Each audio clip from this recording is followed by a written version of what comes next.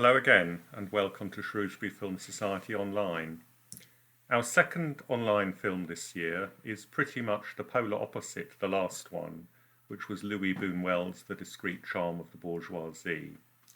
This one is the new Icelandic film A White, White Day, a formidably tense and realistic drama, which is about as far away from surrealism as I think it's possible to go. Iceland versus Shropshire makes for some interesting comparisons.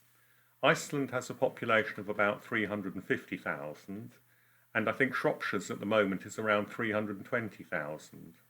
So a people that is about the same size as that of Shropshire manages to be an entire nation. The Icelanders have all the essentials that you would expect in a country that's fully independent. A language of its own, sports teams that participate in the Olympics, national media, a banking sector, an airline, and of course, a film industry. If you have a look online, you'll be probably as surprised as I was to discover just how many films Iceland produces year in, year out. We've been lucky enough to show several of Iceland's best and most successful films of the last few years actually at the Hive, and we would have shown a couple more indeed, including the one we're talking about this evening, if we'd been able to do so. Some of you may remember, for example, of Horses and Men, which we showed back in 2013. After that, we followed it up with Rams from 2015. Then came Under the Tree, an extremely black comedy from 2017. We lined up a couple of others to show last autumn, if events hadn't overtaken us, including this terrific drama, which is billed as a comedy, but isn't really, called The County. So there's been a great deal of really good stuff coming out of Iceland in recent years. It's a bit sweeping, I think, to try to summarise a whole country's film output, but there do seem to be a few similarities between the films we've had the chance to see, and I've been lucky enough to see a couple of other films from Iceland as well. One is certainly that the landscape plays a pretty big part in Icelandic cinema. The emptiness of it, the scale of it, and I suppose the uncompromising toughness of those sparse vistas all really do feature pretty prominently. Another characteristic, I'd say, is the humour. Several of the films I've mentioned and that we've shown have been billed as black comedies, but it has to be said that they've been rather more black than comedic, I think it's fair to say. And related to that, perhaps, there is an impressively direct quality and emotional honesty to much of what we've seen from Iceland. Finally, there is the weather. You will see that the changing of the seasons plays a big part in many Icelandic films, and particularly in A White, White Day, the move through the seasons really is critical to setting the mood of the film.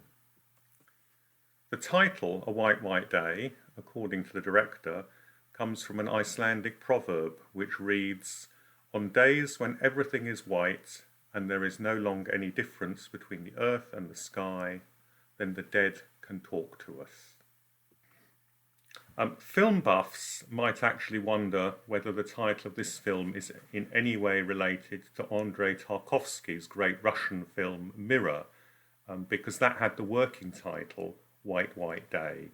But the director has been asked about this in interviews, and he does report that that's purely a coincidence. You will see that this film revolves around a protagonist, a middle-aged policeman called Ingundur, who is trying to piece together his recently deceased wife's life.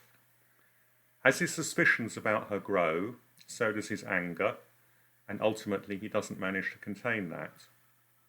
This is the director's second film. In describing its origins, he said he saw a picture of Buster Keaton, the comedian, reading a book called How to Be a Detective, and that made him want to start writing a detective story, but one in which we end up losing interest in how the plot ends and rather focus on human emotions. And focusing on human emotions is certainly what this film does, as the protagonist progresses through a range from grief to sorrow to doubt to anger. The director's first film, called Winter Brothers, was apparently about a very toxic sibling rivalry. And I wonder whether in this case, in this film, what he's done is taken that rivalry and compressed it to be within one single person. The acting, I think, in this film is terrific. Both the lead actor and the girl playing his daughter are remarkably good in their roles, and there are times when one feels that one has almost intruded into a documentary. Overall, we really hope you're as impressed by this film as we are, and we very much look forward to discussing it with you at the end of next week. Thanks for watching.